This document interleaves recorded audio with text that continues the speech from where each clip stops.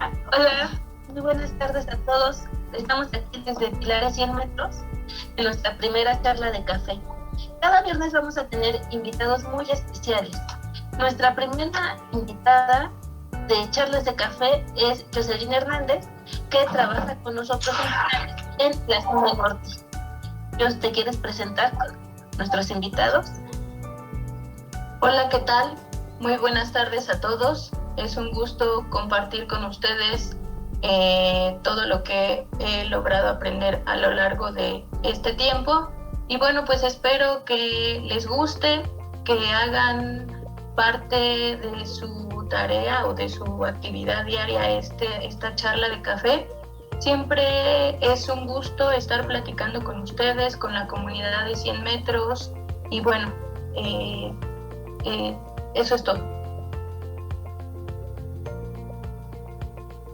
Bueno, pues muchísimas gracias por estar el día de hoy con nosotros.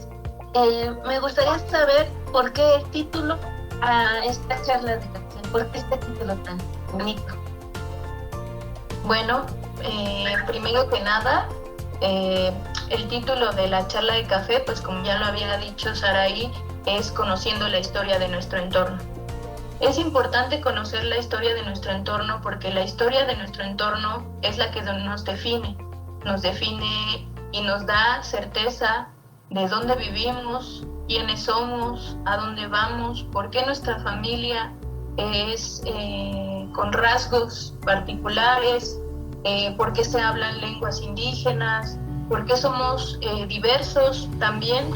Y bueno, también siempre particularmente me gustaría expresarles que seguramente muchos de ustedes se han estado preguntando, jóvenes, adultos y los que no son tan jóvenes, se han estado preguntando si siempre la Ciudad de México ha tenido edificios, ha tenido coches, cómo es que nos transportábamos, cómo es que había condiciones económicas y bueno, y la historia tiene que ver con parte de esa influencia de la vida actual, ya que la historia no solamente son hechos, no solo son hechos pasados, sino también son parte de la vida cotidiana, ¿no?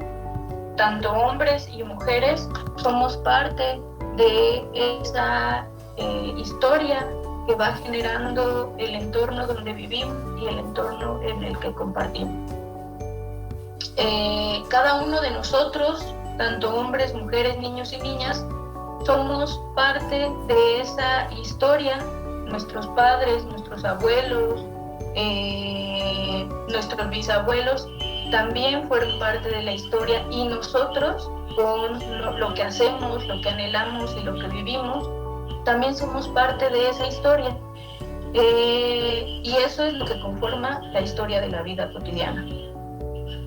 Lo que hacemos y lo que pensamos como sociedad en general en su conjunto es lo que enmarca la historia particular, pues todos en general creamos, recreamos, también valoramos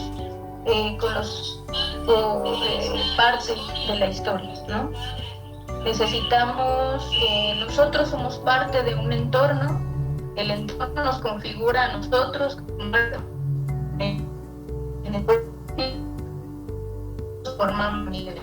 es por eso que me pareció importante y me parece fundamental que todos, cada uno de nosotros, conozcamos la historia de nuestro entorno, pero también tengamos presente que la historia no solamente son fechas, sino la historia está más cerca de nosotros.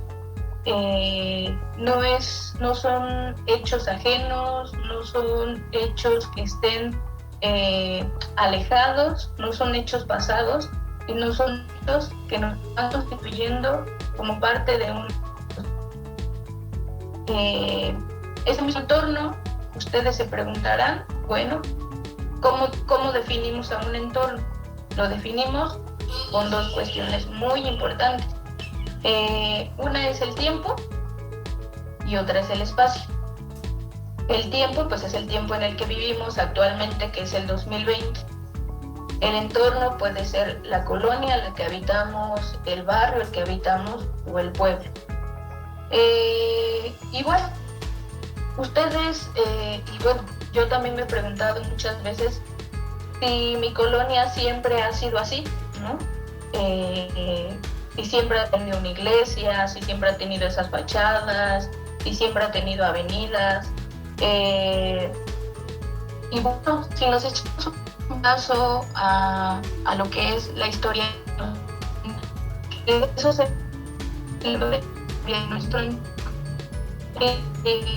nuestro entorno es el que nos define con una identidad en particular.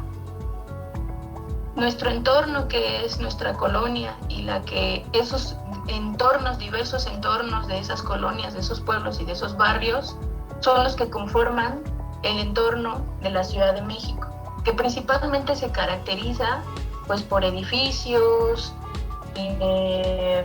oficinas, escuelas, automóviles, con la vida cotidiana, pues, el tránsito y bueno, mucha gente, ¿no?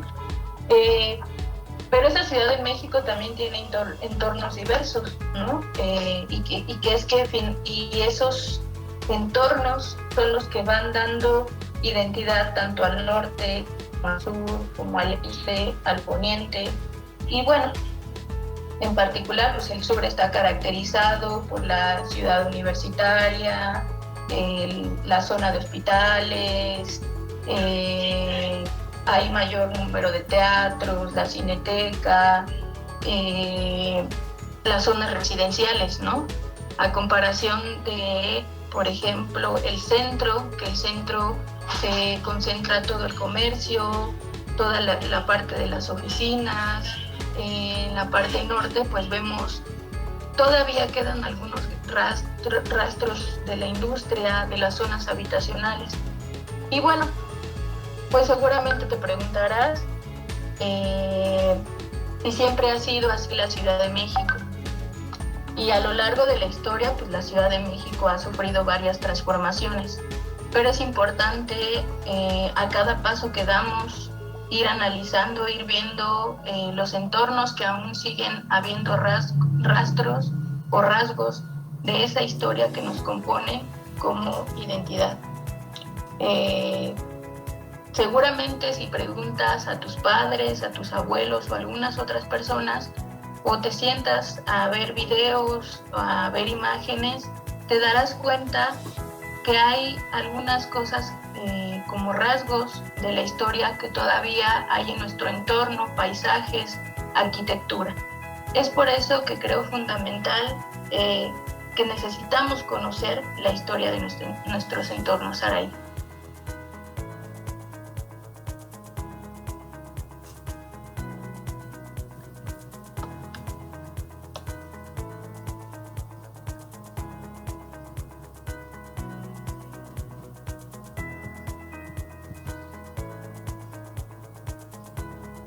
Creo que tienes tu micrófono apagado. Muy bien, es muy interesante conocer nuestra historia. Me pregunto yo, ¿cómo es que esta historia nos va a influir a nosotros o al joven en estos momentos? ¿Cómo puede cambiar nuestra perspectiva de vida, este pasado? Conocer que hay cinetecas, museos, ciudad universitaria, etcétera. ¿Cómo yo me voy a empezar a apropiar de este espacio y va a influir en mi aquí y ahora? Creo que no solamente influye al joven, sino al adulto, a cualquier persona, pues.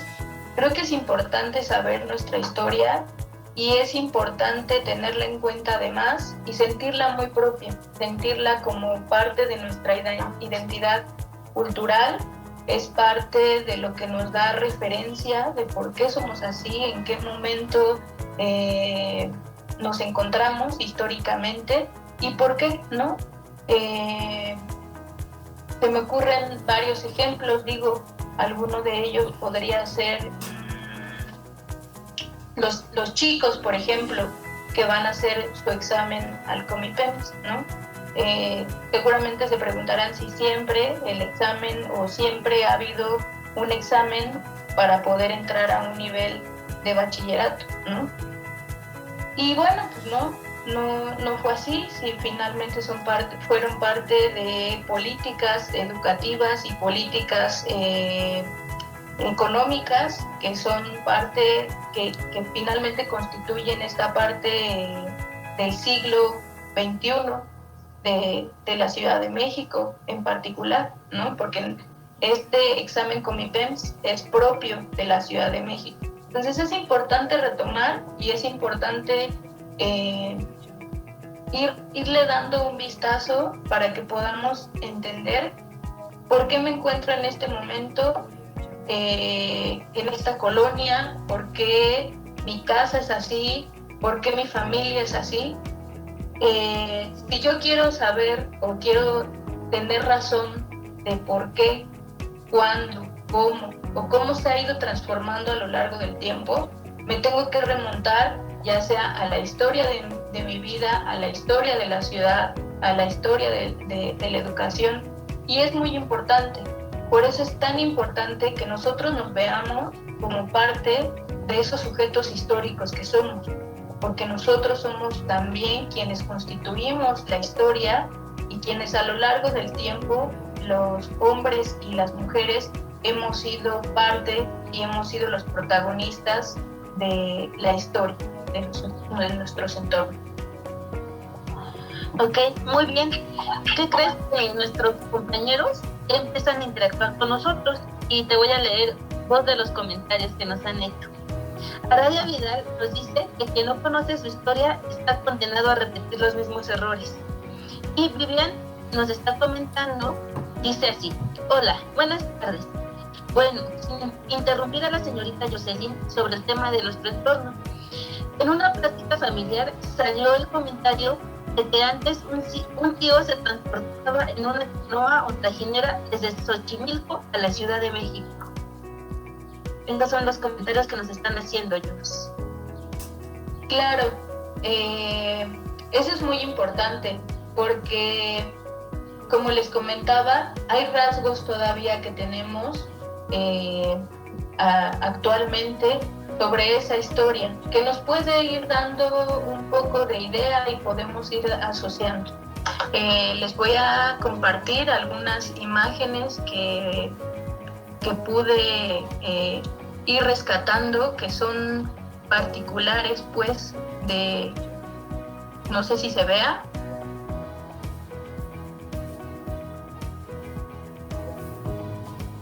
Ay, permítame un tantito.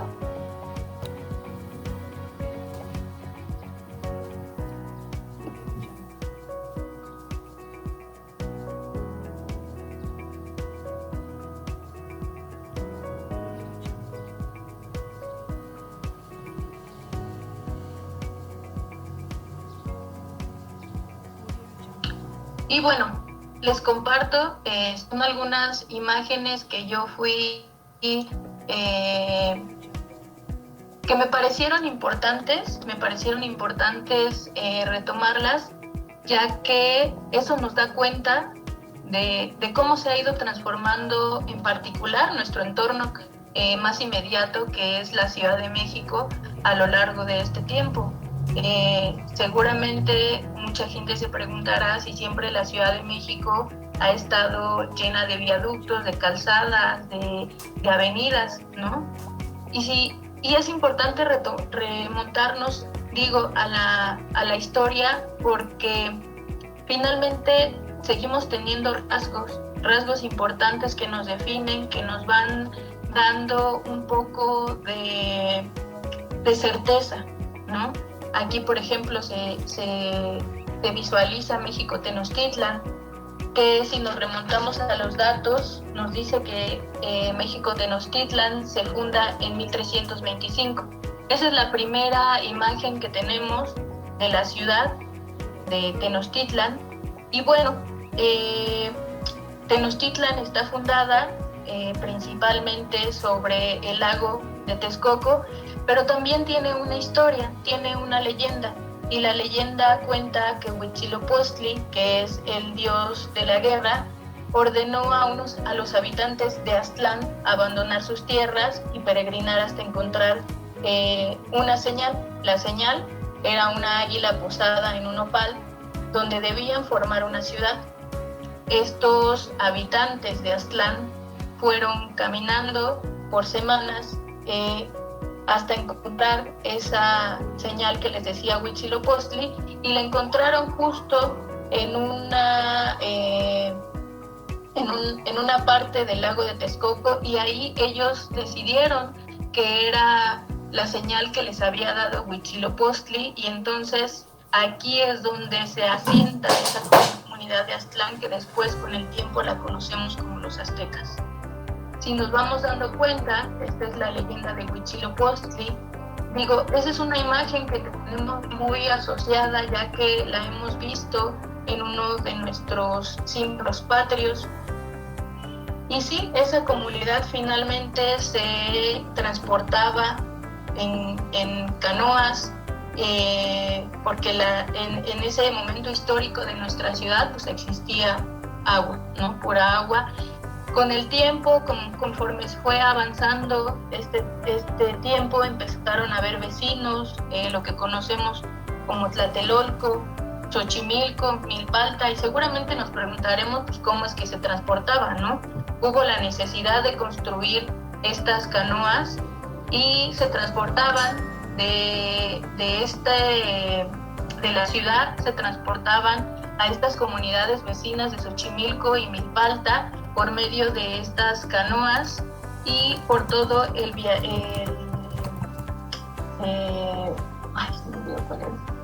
se transportaban por estos canales, por el canal de la Viga particularmente, y que ahora conocemos como Calzada de la Viga, que ahora ya no tiene nada de lago, ahora es una calzada donde siguen transportando, y es una de las avenidas principales que también nos encamina hacia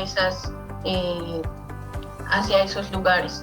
También veremos que seguimos conservando parte de los rasgos identitarios en la catedral, el Palacio Nacional, la plancha del Zócalo. Vemos que nuestros antepasados también sufrían de cuestiones como las inundaciones, que actualmente en los tiempos donde empieza a llover, pues nos damos cuenta que hay más, que se inunda toda esta parte baja de la Ciudad de México. Algunos íconos que seguimos conservando, como la Diana Cazadora. Es muy interesante cómo es que llegan las jacarandas al Paseo de la Reforma, a Ciudad Universitaria también. Y bueno, aquí me gustaría compartirles que las jacarandas, lo que viste de morado todas en estas épocas, no es particular de la Ciudad de México. Este japonés abandonó su país, vino a refugiarse acá en la época del Porfiriato, y bueno, pues a lo largo del tiempo lo invitaron a que viniera a vestir de morado, y bueno, estas jacarandas se quedaron y es un rasgo identitario. También el Lecumberri, que fue una de las cárceles muy importantes, que ahora es el Archivo General de la Nación. Quien no tenga el gusto de conocerla, ya es un archivo y puede ir a visitarlo. Hay visitas guiadas, esperemos que cuando se reabra todo esto puedan ir a visitarlo, es totalmente gratuito, aprovechen de todas las ofertas culturales que se tienen. El ferrocarril de Buenavista, que ahora lo conocemos como el tren suburbano, pero sigue corriendo sobre las vías que en la época porfiriana y un poco más adelante se empezaron a construir. La Ciudad Universitaria también, y los jardines del Pedregal. Y esto es algo muy característico de la zona norte que me pareció muy importante ponerlo, porque además está cerca del Pilares 100 metros, que es el acueducto de Guadalupe. También se construye en un contexto determinado, donde lo que se quiere es que se llegue el agua a la Ciudad de México, y entonces por toda la orilla empiezan a construir este acueducto de Guadalupe y que aún queda parte de ese acueducto. Podemos ver también en Avenida Chapultepec que también hay parte de este acueducto.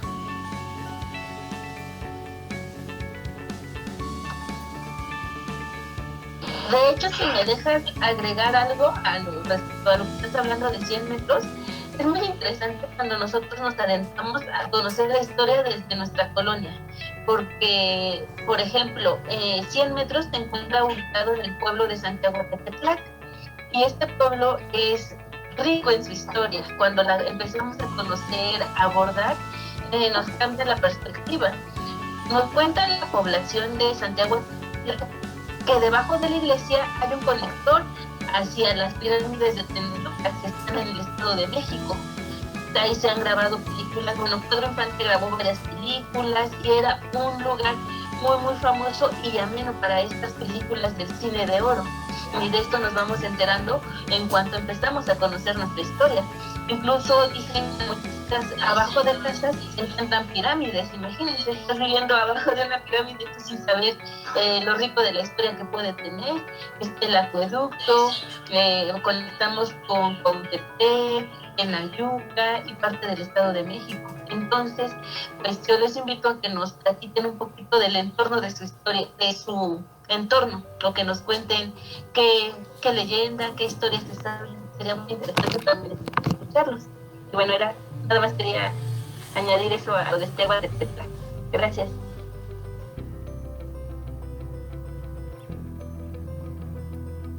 Claro, sí, es muy importante también que la historia no solamente está en libros, y es una cuestión muy importante tener esa parte documental, pero también hay otra vertiente de la historia, que es la historia de la vida cotidiana, que esa la podemos tener con nuestros padres, nuestros abuelos, nuestras familias. Si nos remontamos, aprovechemos ahora que tal vez los tenemos en casa para platicar con ellos, para preguntarles cómo era cuando ellos llegaron a habitar, si es que cuántas casas había, por qué, cómo llegaron.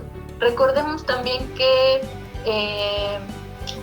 prácticamente en la década de los 50 es cuando se empieza a modernizar toda la Ciudad de México, y entonces la política económica justamente era invertirle más a las industrias y se dejó de lado el campo. Todas esas personas que se dedicaban a sembrar maíz, frijol, calabaza, todos esos insumos empezaron a perder parte de sus ganancias, parte de la forma de cómo se reproducían, y fue que hubo una migración masiva del campo a la Ciudad de México, y es por eso que actualmente nos encontramos en una comunidad tan diversa, donde hay personas de varios estados: Puebla, Oaxaca, Veracruz, Michoacán, gente que llegó a realizar lo que sabía a hacer su negocio de carnitas, su negocio de barbacoa, porque ahí lo aprendió en su lugar donde estaba, y así es como nos empezamos a ser diversos, ¿no?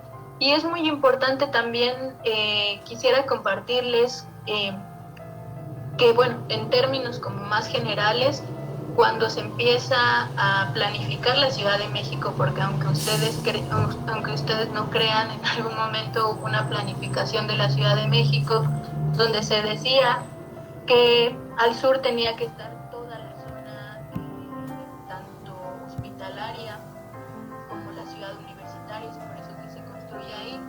En esta parte del norte, que es Gustavo Madero, Azcapotzalco, un poco Naucalpan, aunque todavía no estaba tan habitado, que es más o menos por los 40, los años 50, se conocía, se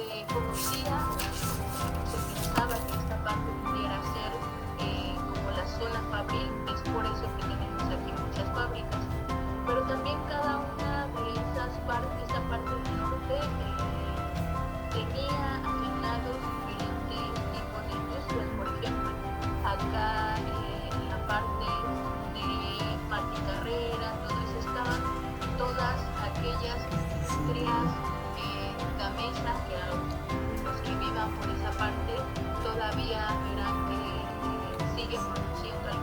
casas, había otra zona destinada para los desechos tóxicos, había otra parte destinada para la elaboración de alimentos. Y bueno, es así como se empieza a construir, se empieza a planificar la Ciudad de México. En ese momento el centro de la ciudad es el centro el mismo que conocemos, pero en ese momento los límites de la ciudad daban solamente hasta la colonia Morelos. Conforme se empieza a ver esta migración del campo a la ciudad, se empiezan a generar más colonias. Lo que se conocía como la mancha urbana empieza a crecer, a Naucalpan, a Ecatepec, a Nesa. La gente que vivía en el centro, que era la gente que tenía, eran entre comerciantes y gente que se dedicaba a otro tipo de cosas, pero que tenía artistas, tenían más valor adquisitivo, ¿no? En ese sentido es como se empieza a construir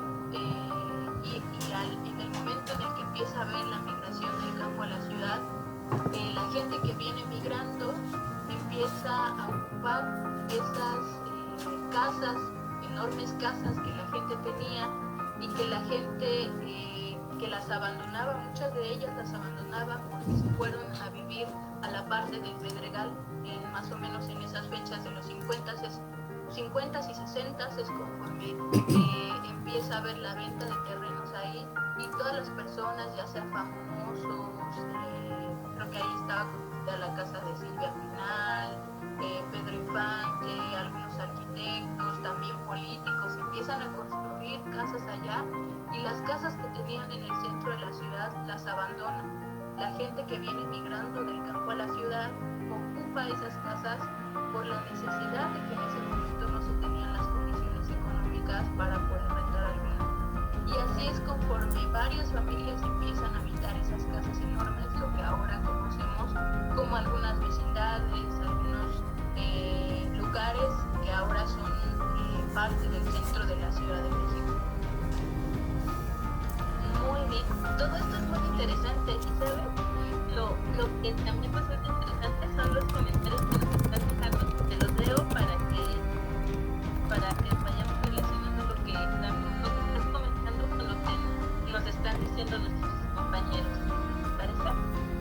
Dice María de Lourdes Sánchez: en el centro de la ciudad, del centro, aún se pueden observar algunas cabezas en las fachadas de los edificios que indicaban hasta dónde llegaba el nivel del agua cuando ésta se inundaba. Nos comenta desde Pilares San Miguel de Arranca que dice: me han hecho recordar una parte de un parque que está cerca de Pilares San Miguel Amaxla. Ahí se encuentra, según una pirámide. También nos dice: eso es cierto, hay cosas que ya no se reconocen. Por ejemplo, a mí me tocó el sismo fuerte de 2017 en una parte de Aragón. Ahí antes era lago. Se decía que antes las personas, como las amas de casa, llegaban a lavar su ropa en el lago. Después se dice que fue un pantano y ahí se llegó a construir esa colonia. Y el día del temblor se sentía como aún, se sentía el agua, nos comentan. También nos mencionan unos pequeños relatos donde se encuentra Pilares La Naranja, San Miguel Amaxla, Calzada de la Naranja. Y bueno, según los relatos antiguos se decía que había un pequeño canal de agua que venía de San Esteban en Silacasco, que atravesaba las sierras de la Sierra del Prieto, desembocaba al norte con un canal más grande. En tiempos prehispánicos fue el límite natural que separaba las sierras de Tenango de los otros pueblos vecinos, que eran Santiago Auxotla y San Miguel Amanta. En la época colonial, a este canal de agua lo llamaron La Naranja, por un litigio ante la Real Audiencia entre dos conquistadores que buscaban derechos sobre una naranja de agua. Con el tiempo, al secarse el canal se convirtió en una vereda importante, dándole el nombre de Camino de la Naranja.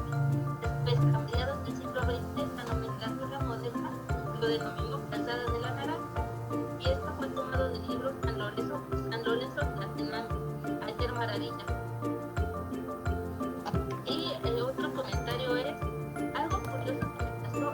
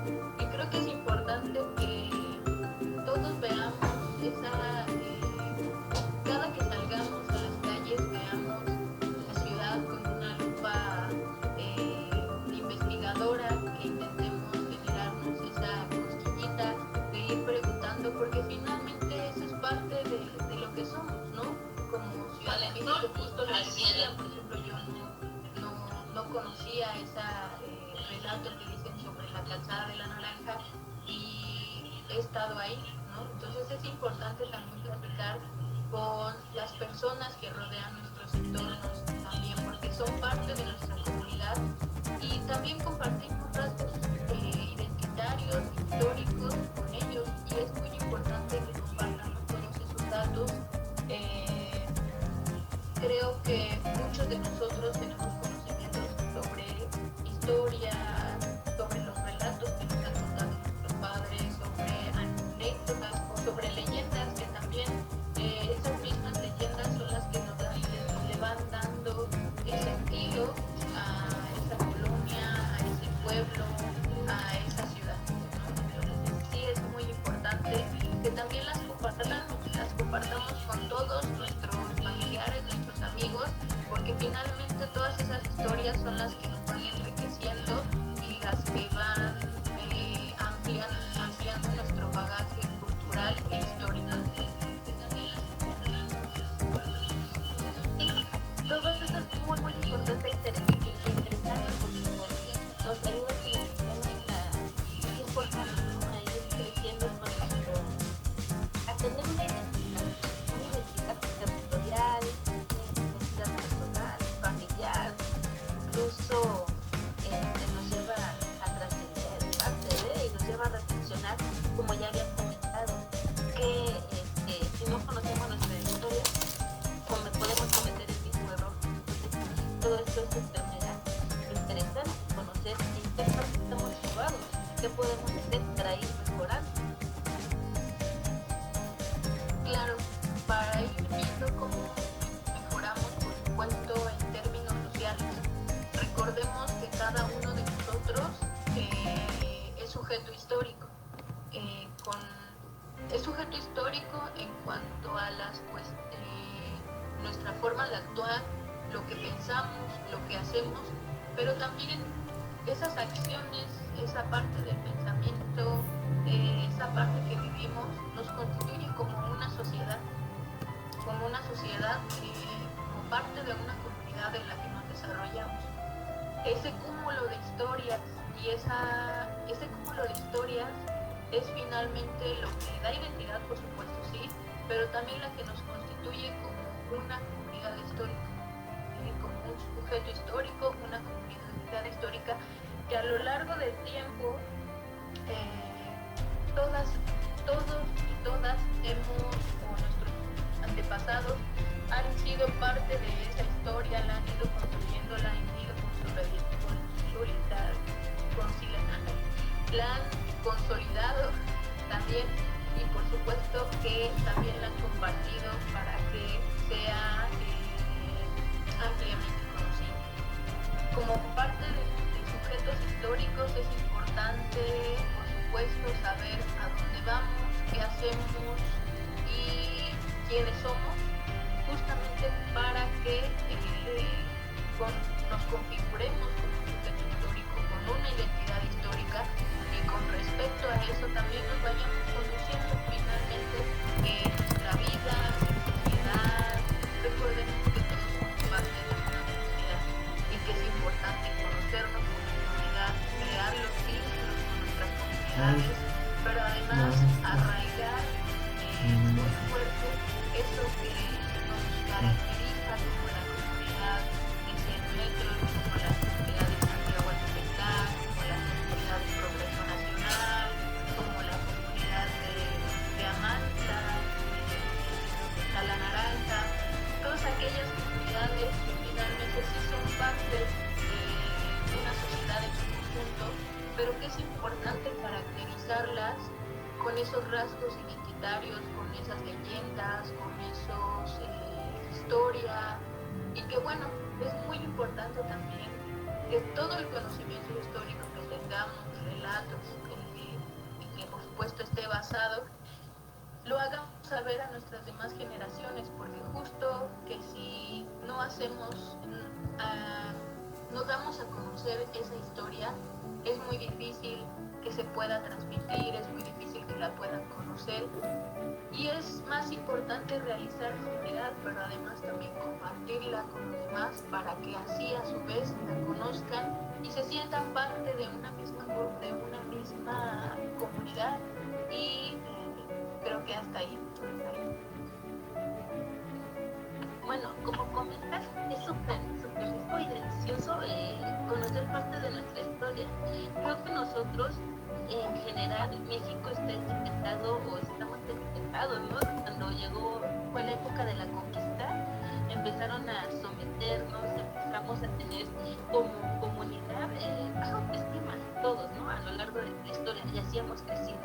Pero es bien importante conocer la historia, porque a pesar de que tengamos etapas negativas, podemos decir, llegaron unas personas, un grupo de aztecas, se convirtieron en mexicas, fueron los más poderosos de la región, abarcaban muchas partes del territorio mexicano.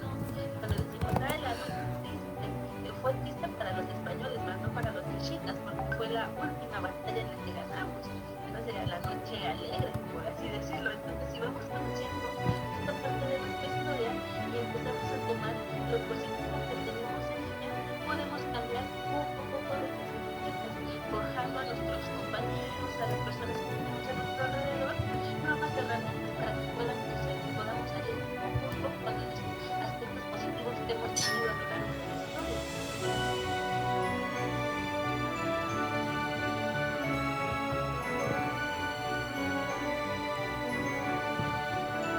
Claro, creo que también es importante que hagamos presencia y que conozcamos también todos esas, lo que les decía, lo que fue antes el Lecumberri, la pirámide que está justo allá en Santiago Atepetlac. Recordemos que en cada uno de los estados también se tienen rasgos identitarios de esta historia en la que hemos pasado a lo largo del tiempo, ya sea los colosales mayas, Chichén Itzá, Tula, por ejemplo.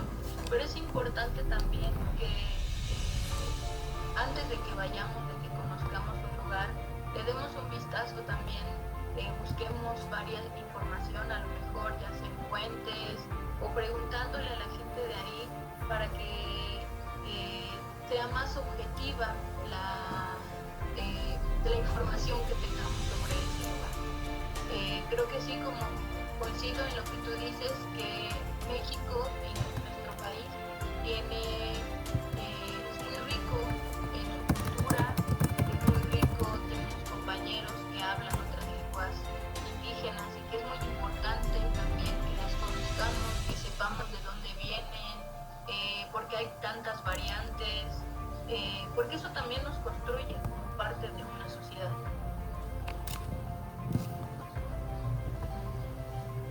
Sí, nos va construyendo y forjando. Pues vamos a dar espacio a las personas a ver si tienen alguna preguntita para ti. A ver si tienen alguna duda o nos quieren compartir algo antes de que cerremos nuestra primera charla de tiempo. Y pues todo es muy interesante y conocer la visita de cada uno de los lugares nacionales, ¿no? Saber el por qué, cómo sucedieron las cosas. Hay muchas historias en la Ciudad de México que vale la pena recuperarse. Por ejemplo, por la Alameda, y por ejemplo, ahí se transmitió por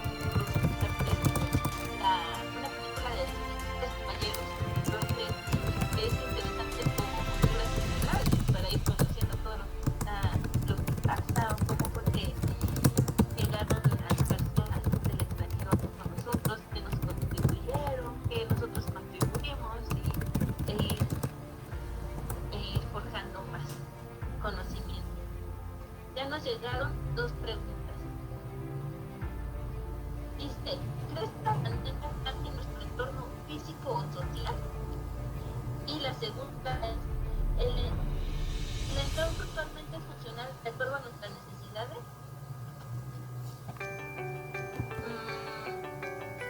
Respondiendo a la primera pregunta, donde dice que si la pandemia cambiaría nuestro entorno social, en cuanto a nuestro entorno de arquitectura, arquitectónicamente no creo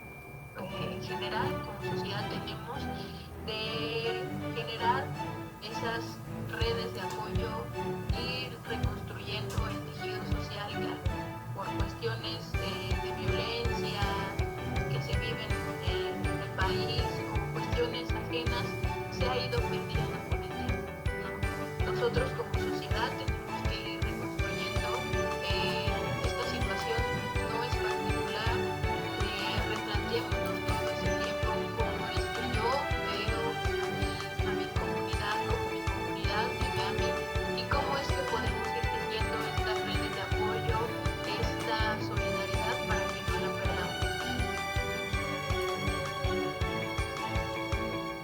La segunda pregunta, ¿me la puede repetir? Claro que sí. Dice, ¿el entorno actualmente es funcional de acuerdo a nuestras necesidades? Particularmente creo que pudiéramos estar un poco rebasados en ese sentido. Desde hace muchos años la política económica lo que ha ido haciendo es que ya no se destina tanto gasto público a cierto tipo de cuestiones. Actualmente creo que se está realizando, sí se está realizando eso. Creo que en algún momento también tiene que ver con cómo nos configuramos como sociedad. Digo, tal vez en cuanto a la infraestructura pudiéramos estar rebasados, pero también tiene que ver cómo nos relacionamos también nosotros, la forma en la que nos transportamos, la forma en la que vivimos, por supuesto, y la forma en la que consumimos también determina mucho. Por supuesto que cada vez somos más, la mancha urbana creo que ha ido creciendo a lo largo de este tiempo. Hay cerros y cerros que se siguen viendo más habitados, pero por supuesto creo que ante eso sí tenemos que ver cómo nos relacionamos, cómo es que nosotros también vamos configurando una sociedad y un entorno donde podamos vivir todos, donde todos podamos compartir con toda la diversidad, podamos compartir esos entornos y donde también podamos generar entornos que sean más amigables con nosotros y con la comunidad. Muy bien. María de Lourdes nos dice, es bueno conocer la historia, gracias a ello conocemos parte de nuestra cultura, pero ¿qué tanto debemos de cuestionar esa cultura? ¿Es bueno o malo? Yo creo que todo el tiempo tenemos que estarnos cuestionando todo, es parte de un quehacer crítico, y siento que no es malo cuestionarnos en todo sentido, de una manera, por supuesto, de una manera, por supuesto, donde sea en términos positivos, un cuestionamiento donde, por supuesto, sea con una visión crítica, un cuestionamiento donde también nos permita ir construyendo, no solamente que tengamos una visión maniquea de es malo y ya es malo y no se puede mejorar nunca, sino que sí hagamos el ejercicio de ser críticos, pero también en el sentido en el que podamos ir siendo propositivos y, por supuesto, ir dando propuestas de cómo ir solucionando.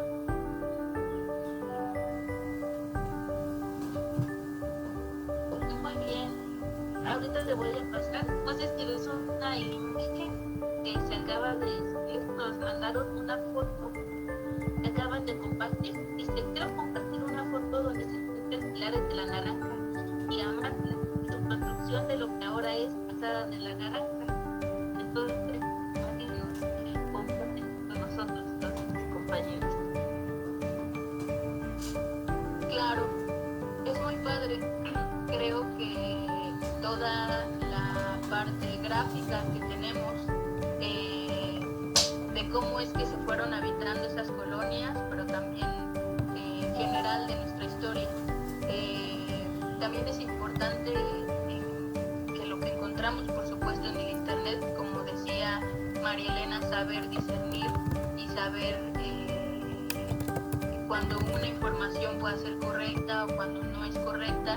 ¿Y cómo lo vamos a hacer? Pues consultando varias fuentes. Tenemos otra pregunta. Dice, cuando los espacios físicos son buenos, las personas tienden a ser más solidarias con los demás. ¿Crees que esto puede ayudar a reducir la violencia y discriminación?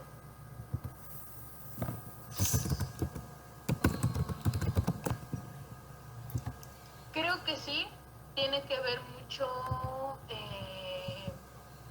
el lugar en el que nos desarrollamos, pero también tiene que ver la forma en la que nos miramos como pares, como iguales y como parte de una comunidad. Tiene que ver mucho, por supuesto, con valores, con principios éticos y morales, pero también corresponde, por supuesto, al entorno en el que nos desarrollamos todo el tiempo, como dirigirnos con respeto, con cordialidad, por supuesto, teniendo en cuenta que somos, aunque seamos de colonias distintas y de países distintos, formamos parte de una misma comunidad.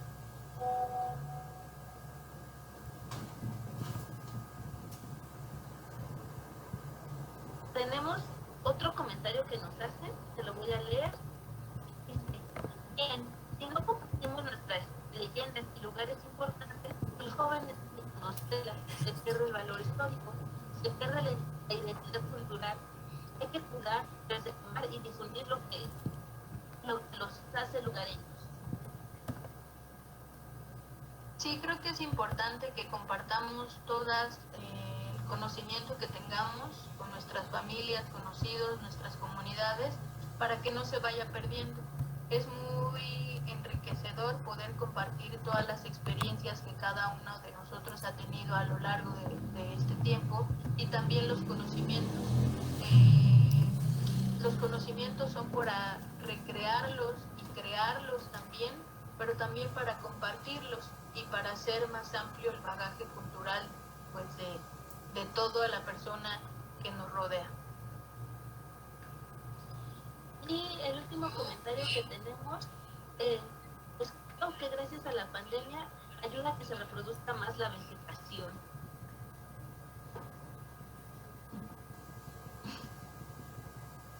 Creo que actualmente la crisis que vivimos, la crisis humanitaria en la que estamos viviendo, nos deja a pensar cómo es que nos relacionamos con otras personas, pero también cómo es que nos relacionamos con nuestro entorno. Y es muy importante pensar qué es lo que yo estoy haciendo, qué es lo que yo estoy haciendo para que mi comunidad o para que mi entorno sea más agradable en términos sociales, en términos de comunidad también. Y yo les dejaría las reflexiones, seguramente cuando regresemos a nuestras actividades cotidianas no va a ser lo mismo, pero siempre hay que preguntarnos cómo nos relacionamos. No podemos refugiarnos todo el tiempo en nuestras casas y volvernos un ente individual. Al contrario, tenemos que rebasar esas barreras que todo el tiempo nos han estado recordando sobre el individualismo, y hay que fortalecer más las de comunidad. Es importante y creo que es momento de realizar una pausa y sí preguntarnos cómo me veo ahorita, cómo me vi antes, cómo me veo ahorita y cómo me veo hacia adelante. Cómo me relacionaba antes, cómo me relaciono ahora con estas nuevas condiciones y cómo me podré relacionar adelante. Creo que todas estas cuestiones todo el tiempo nos las tenemos que ir pensando porque somos parte de una sociedad, no nos podemos aislar y en cuanto vayamos generando generando este tejido social y reconstruyéndolo como nuestras comunidades, creo que va a ser una dinámica tal vez un poco diferente. Por supuesto que todos quisiéramos que las condiciones que tenemos fueran de otra forma, pero esta es la realidad que tenemos y ante esta realidad siempre tenemos que ir pensando cómo como sociedad podemos ir empujando hacia adelante para que sea un lugar más cómodo. Muy bien, y ahora sí, la última pregunta. ¿Consideran que el antropocentrismo es el mayor limitante para la evolución del pensamiento?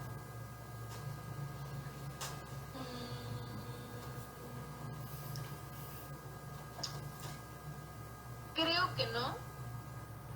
Creo que ¿cómo me explico?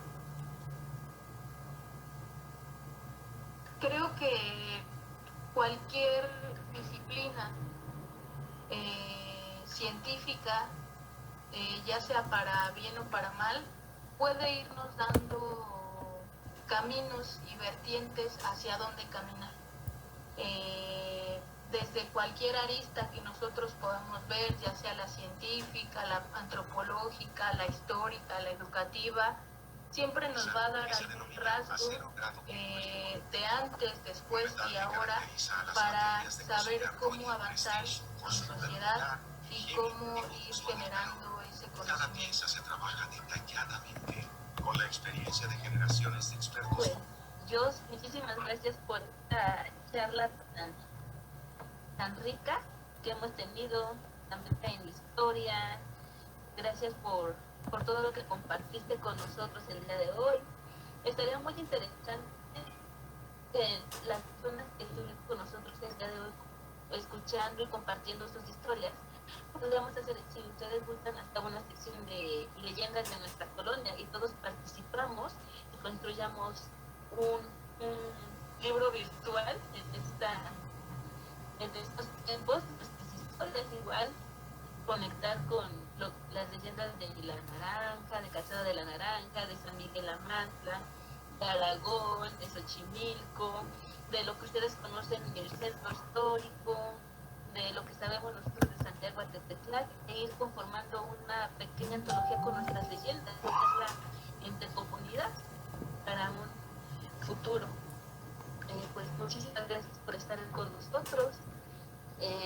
Quiero agradecerles a todas las personas que estuvieron esta hora en la charla de café, invitarlos la próxima semana a nuestra práctica que se va a llamar Historia de la Comunidad LGBTIQ en la Ciudad de México. Vamos a ver cómo nuestros derechos han ido creciendo, ¿no?, aquí en la ciudad amigable. Asimismo, 100 metros les hace una cordial invitación a todas las actividades que tenemos en línea para ustedes.